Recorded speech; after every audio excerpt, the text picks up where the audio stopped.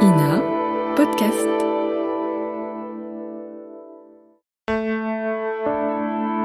Ina Podcast.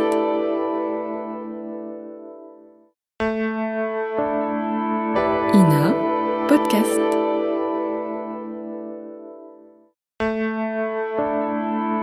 Ina Podcast.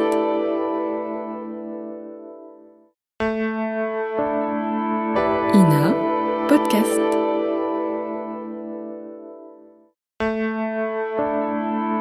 Ina Podcast.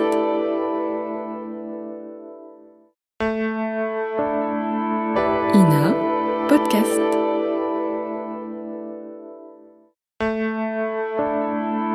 Ina Podcast.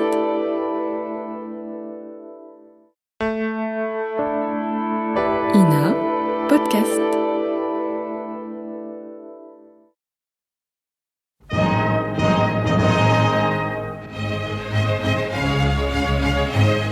Bon baiser de partout. Une émission secrète de...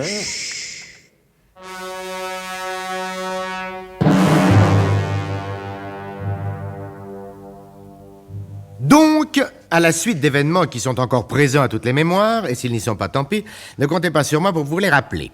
Donc, le colonel Hubert de Guerlas, suivi du fidèle adjudant Tifris, a retrouvé le biglotron que l'on croyait perdu. Tout est pour le mieux dans le meilleur des mondes secrets, et il n'y a plus de problème pour le chef du SDUC. Ah, plus de problème. Vous croyez ça, mon bon José? Le biglotron, par définition, n'est-il pas capable de résoudre tous les problèmes, y compris quelques autres? À condition qu'il soit en état de fonctionner. Et d'après ce que nous avons entendu la dernière fois, la géniale invention du génial professeur Slalom Jérémy Ménerlache semblerait donner quelques signes de fatigue. Ça, c'est vrai, oui. Le climat polaire et inhabituel qui règne sur la base biglotronique secrète ne convient pas à sa nature de robot pensant. Seulement, le colonel comptait sur le biglotron pour lui indiquer les moyens de rétablir justement un climat plus conforme aux traditions géographiques de notre beau département de la Guyane française. Alors, que va faire le chef du SDUC? Et pour savoir le meilleur moyen, c'est encore de rejoindre le colonel. Ah bah tiens, c'est vrai, ça, oui. On voit bien que vous êtes un vraiment vieil habitué de ce feuilleton. Merci. Hein. Rejoignons le colonel.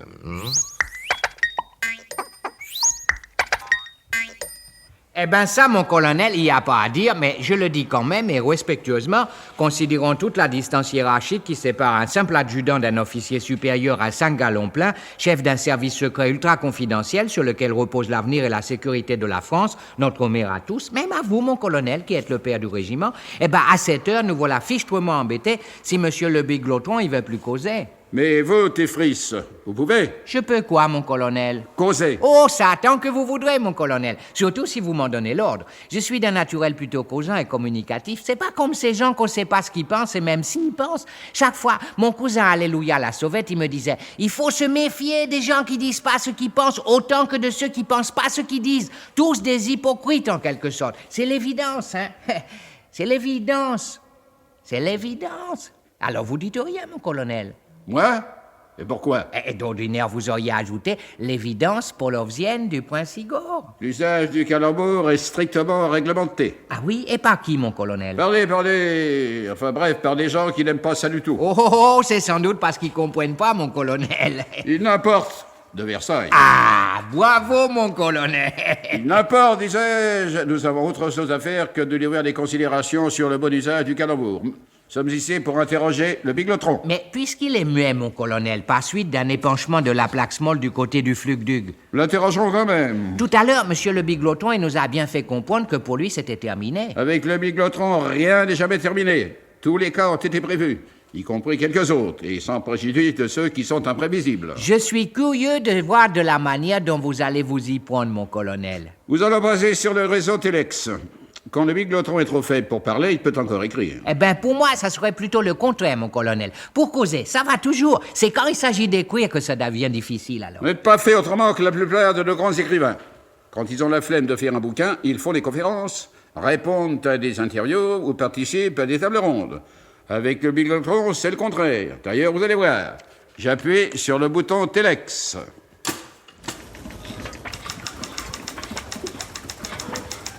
J'ai encore rien vu, mais je commence à entendre, mon colonel. Un peu de patience. Maintenant, vous allez voir. Tenez, lisez. Merci, mon colonel. Articulez distinctement votre question face au microphone et j'y répondrai. Stop. Formulez cette question de manière à ce que j'ai qu'une seule réponse à donner. Stop. Je suis très faible. Stop. Le clepsoïde qui, par osmose capillaire, devrait agir sur le bucmus michacérospéroïdal menace de lâcher à tout instant. Stop. Faites vite.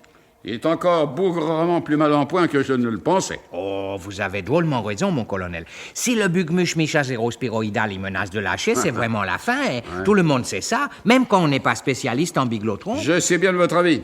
Aussi ne vais-je pas le faire attendre plus longtemps. Je m'approche des microphones. Monsieur le biglotron, il a dit comme ça qu'il fallait que vous articulez, mon colonel. Et alors? D'habitude, je n'articule pas. Oh, c'est pas ce que j'ai voulu dire, mon colonel. Alors, ne le dites pas. Ça sera encore mieux. Vu, mon colonel, je la boucle.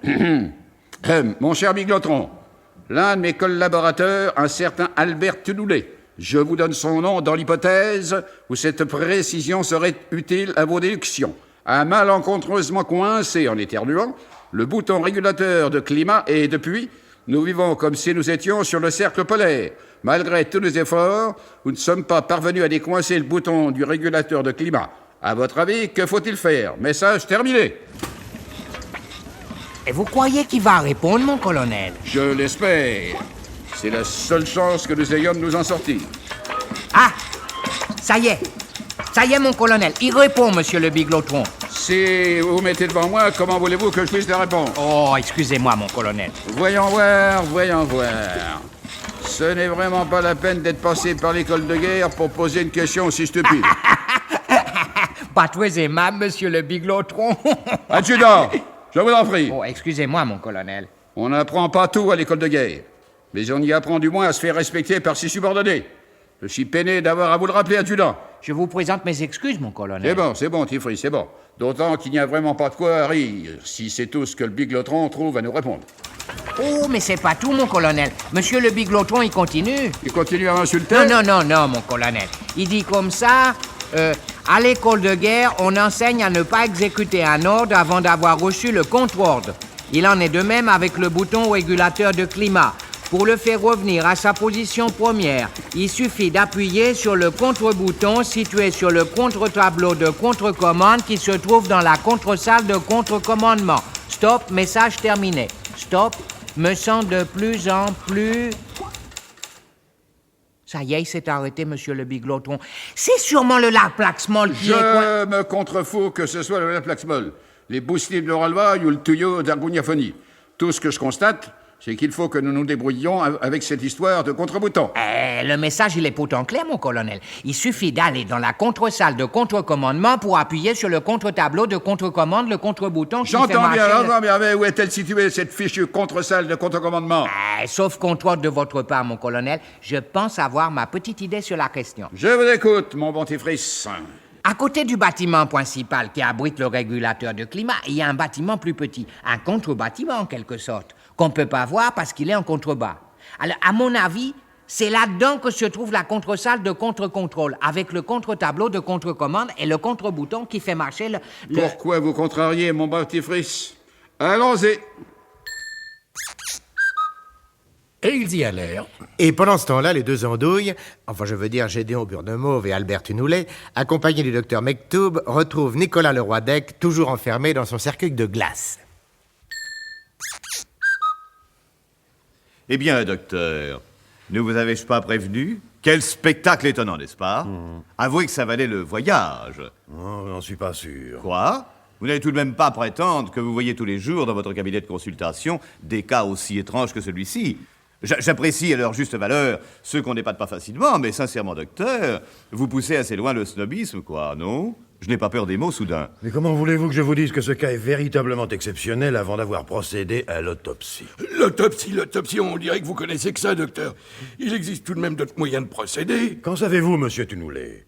Vous n'êtes pas médecin, que je sache. Non, mais j'ai été malade. Oh, les malades n'ont pas la parole, hein, ceux-là, si on les écoutait. Non. De toute manière, avant de prendre une décision, il faut attendre le retour du colonel.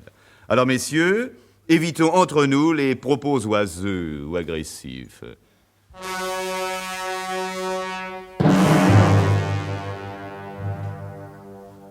Le colonel donnera-t-il au docteur Mektoub l'autorisation de procéder à l'autopsie de Nicolas Leroidec? Qu'est devenue la toute charmante Marie-Chantal Fiacre-en-Douce, la délicieuse jeune femme qui avait accompagné nos deux amis? Voulez-vous dire les deux andouilles, Oh, peut-être? je ne me permettrai pas. Les frères Jules et Raphaël Fauderche ont-ils trouvé ce qu'ils cherchaient dans l'appartement de mademoiselle Trouscotte? Le seul moyen de l'apprendre un jour, c'est de ne pas manquer un seul épisode de notre grand feuilleton d'aventure de suspense. Et de vulgarisation médicale? Bon baiser de partout. C'était Bon baiser de partout. Une émission secrète de... Pierre Dac et Louis Rognoni. Décryptage et mise en code, Jean-Wilfried Garrett.